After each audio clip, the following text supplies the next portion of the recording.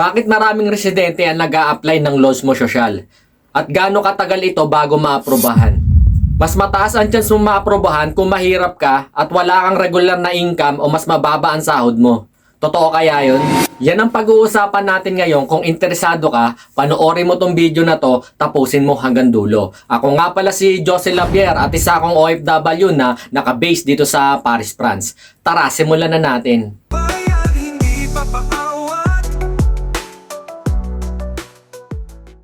Ano ang loans mo sosyal? Ang loans mo sosyal ay isang pabahay na pinapatakbo o sinusuportahan ng gobyerno para sa mga residente ng France na may mababang renta kaysa sa mga private na apartment. Bakit nag-a-apply ang mga residente ng loans mo sosyal? Maraming dahilan, gaya ng mataas na renta sa mga apartment at mahirap maghanap ng murang apartment. Lalo na dito sa Paris, kasi ito ang pinakasentrong France at napakarami ng mga residente na nakatira dito. Kung meron mang mga bakante ay agawan, paunahan. Lalo na ngayon, marami mga Pilipino na naglilipatan dito sa Paris para magtrabaho. Ganon din sa mga ibang lahi. Mas malaki kasi ang matitipid mo, lalo na kung meron kang pamilya at malaki ang kakailanganin mong bahay. Nakadepende kasi ito sa sukat ng bahay kung ilan ang pwedeng tumira. Pag malaki ang bahay mo, syempre mas malaki rin ang babayaran mo. Kaya karamihan ng mga residente rito nag-a-apply nito para makatipid at mas protektado ang tenant na gusto mag-stay ng long term. Dahil ito ay tulong ng gobyerno para sa mga residente na may mababang income o kapos sa buhay. Hindi tulad sa private, bukod sa mataas ang renta at pag hindi ka nakabayad, pwede kang paalisin at wala kang magagawa. Karamihan sa mga apartment, hahanapan ka ng papel at kontrata ng trabaho at aalamin kung magkano yung income mo at kung may sapat ka ng pambayad sa kanila. Business kasi ang apartment dito, kaya lahat nakadeclare at nagbabayad ng tax. Meron din mga apartment na kaliwaan ng bayad, yung walang resibo. Meron mga gumagawa nito dito kung gusto nilang parentahan yung bahay nila. Sino ang pwede mag-apply nito? Yung may mga valid na cartesiture at yung mga legal na residente ng France. Hindi lalagpas sa income ceiling o yung minimum na sahod. At kung mababa ang income mo, mas mataas ang chance mong maaprubahan. Dito pwedeng single, yung may pamilya o yung may anak, single parent o senior citizen, o yung may person disability. Pero mas priority nila yung mga walang tirahan. Domestic violence victim, at yung may mga person disability. Yung may financial difficulty, mas mataas ang chance mo at mapapabilis yung case mong maaprubahan. Paano ang proseso ng pag-a-apply? Register sa online sa www.launchmosocial.gov.fr. Kumuha ng numero at isubmit ang mga requirements. Gaya ng ID, tax notice at payslip at address. Maghintay ng 1 hanggang 3 taon, depende sa city o sa barangay kung saan ka nakatira. Minsan mas matagal, depende sa case mo. Kailangan i-renew ang application yearly. Kaya nang ginawa ko, nag-renew ako noong February 7, 2026 para sa pangalawang taon. Para i-update at pinadalhan ako ng sulat para sa mga requirements na kailangan kong isubmit sa kanila. Gaya ng work contract, ADF address, at payslip, at copy ng AMPU tax ng France. Bali, ito yung mga requirements na kailangan kong ipasa. Bali, ito yung sa AMPU ko nung 2023 tsaka nung 2024. Itong AMPU na to, ito naman yung katunayan na nagbabayad ako ng tax dito sa France. Ito naman yung kontrata sa bahay dito sa tinitirang ko.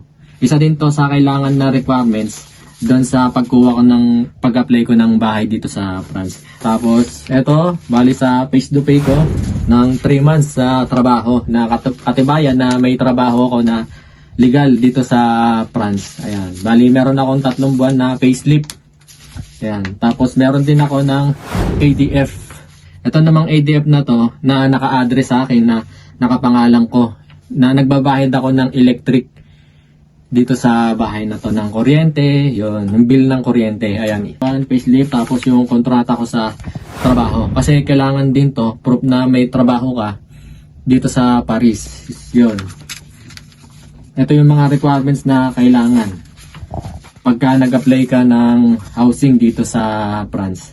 Ibig sabihin nun, active at ini-evaluate yung application ko.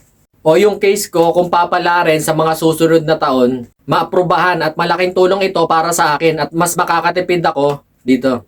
Meron akong ginawang video regarding nung nagpasa ako ng requirements sa Bildo Pari. Ipinakita ko dito yung mga requirements na kailangan at ipinasa ko sa post office para ma-update at ma-process yung application ko ng housing dito sa Paris. Kung interesado kayo, panoorin nyo tong video na to. Meron akong mga kasama dating mga Pilipino. Nung may okasyon sa kanila, nalaman ko sa lugar na yon maraming mga pabahay na galing sa gobyerno.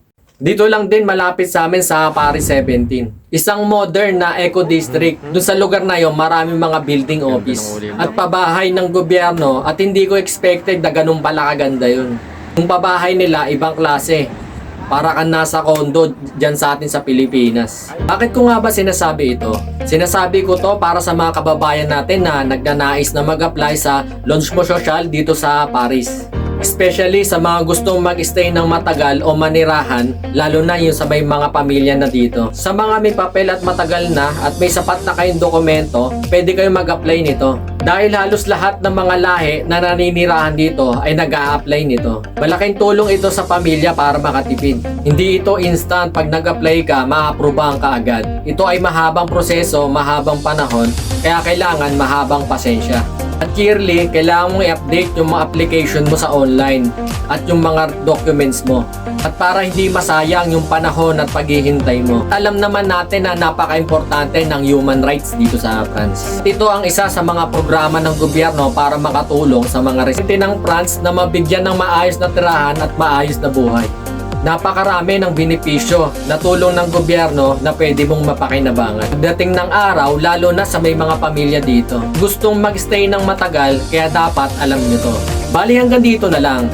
Kung nagustuhan nyo tong video na to at may napulot kayo sa mga sinabi ko, baka pwedeng paki-like at subscribe nyo na rin para pagsuporta sa mga susunod na video na gagawin ko pa. At salamat na rin sa pagtapos ng video na to dahil naniniwala ako na ang taong may pangarap hindi magpapaawat. Kaya hanggang sa susunod ulit. Salamat. Kabayan, hindi papaawat kahit ilang ulit ang bumagsak. Ang puso'y di kailanman bibitaw. Pangarap ko, inspirasyon